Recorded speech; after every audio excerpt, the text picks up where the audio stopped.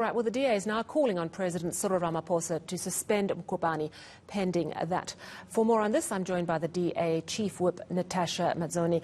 Good evening, Ms. Mazzone. Great to chat to you. So it seems then that the ANC decided to vote with the DA. There was so much discussion ahead of this vote that in terms of the caucus, the ANC might decide against it. But it seems that the ANC Chief Whip, Phemi Majudina, convinced the ANC to vote in favour.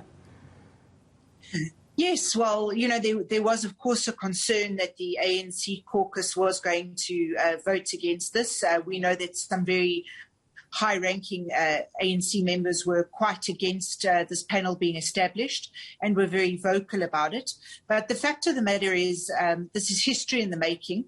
We have never had an investigation into the head of a Chapter 9 institution, and we have followed the letter of the law completely. We had a very high-level panel, independent panel of what I would say were three of the finest legal brains in our country, find that there was prima facie evidence that required a panel to be established. So I'm very pleased that political ideology was put aside, and I think that tonight was a great victory for South Africa. All right, so what happens next?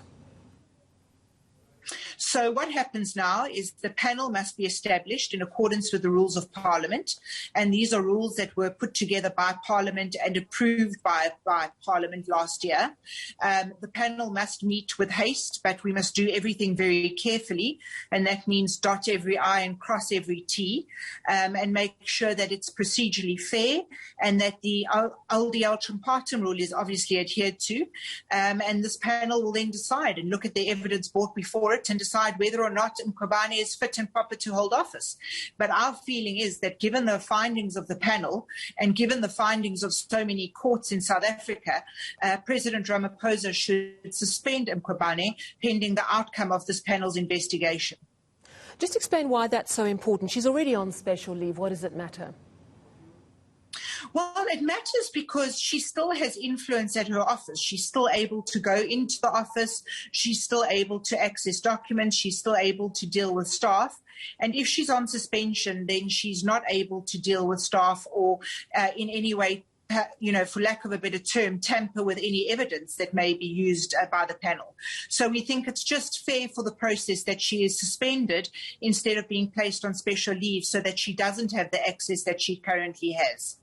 All right. Do you have any concerns about the way forward? ATM party this morning raising concerns about Rule 89, and from what I can understand, they were suggesting that there's no way the Parliament can proceed with this while matters are still being dealt with in court.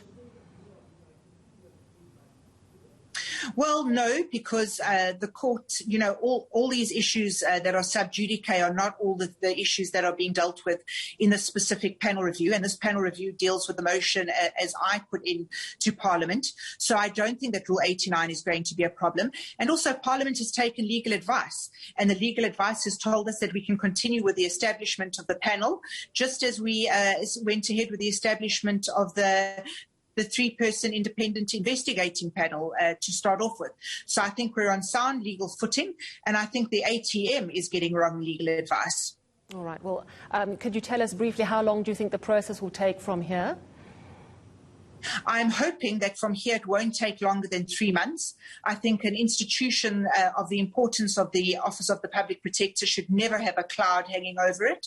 And I think that 3 months is more than an adequate period of time for a panel to come up with a finding. Well, thank you very much for chatting to us this evening. Chief Whip of the Democratic Alliance, Natasha Mazzone, incorrectly said that the Public Protector is on special leave. She is, in fact, on a sabbatical for the next few months. She's just taken leave, her office says, to get some rest. And, of course, the DA is saying that she should be suspended while this parliamentary process is underway.